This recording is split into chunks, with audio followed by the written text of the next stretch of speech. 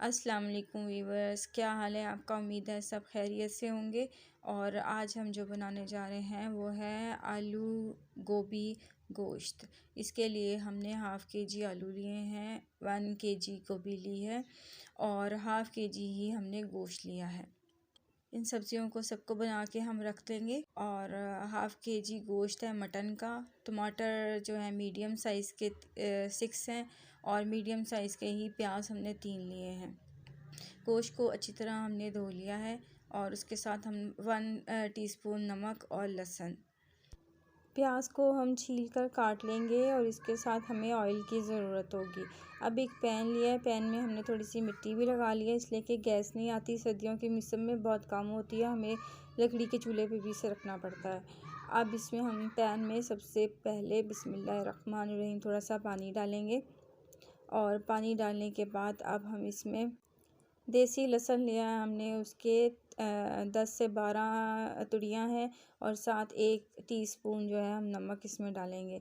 प्याज हमने काट लिया है बारीक बारीक और वो भी हम इस पैन के अंदर डाल देंगे। ये सब कुछ डालने के बाद अगर आपके पास कुकर है तो आप कुकर में ढकना बंद करके इसका 20 मिनट का टाइम लगा सकती हैं, और अगर कुकर नहीं है तो इसको हल्की आंच पे 45 मिनट के लिए पकने के लिए रख दें।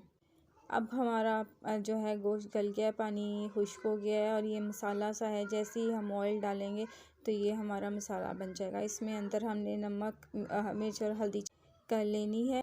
इसमें ऑयल डालते वक्त इस बात का ध्यान रखिएगा कि गोश्त अपना भी ऑयल छोड़ता है। अब हमने गोभी को काट के धो लिया अच्छी तरह, आलूओं के भी स्लाइस करके उसको धो लिया है, उसके छिलके उतार के। इसके साथ हमें नमक, मिर्च और हल्दी चाहिए होगी। अब हम गोभी को जो धो के खुश्क हो गया इसका पानी निकाल के और आलूओं को काट के हमने छोटे छोटे स्लाइस बना लिए हैं। साथ हमने रेड चिली और हल्दी और नमक लिया है। हल्दी जो है वो 1/4 स्पून है और मिर्चें 1 टीस्पून है और नमक भी टीस्पून है। इसके आप अपने टेस्ट के अकॉर्डिंग इसको कम ज़्यादा कर सकते हैं। गोश्त अपना भी ऑयल थोड़ा सा छोड़ता है। ऑयल डालते वक्त इस बात का आपने ध्यान रखना है, ज़्यादा ऑयल ना हो जाए हंडिया में। इस टाइम हम इसमें नमक और मिर्च और हल्दी और ऑयल डाल के इसको अच्छी तरह भून लेंगे। और इसके भूनने के बाद आलू और गोभी हम इकट्ठी डाल के उसको दम पे रख देंगे। 20 मिनट के बाद हमारी हंडिया जो है अल्हम्दुलिल्लाह तैयार हो गई है। हमने आलू भी स्मॉल साइज़ में काटे थे, इसलिए गोभी और आलू दोनों ही इकट्ठे गल गए हैं।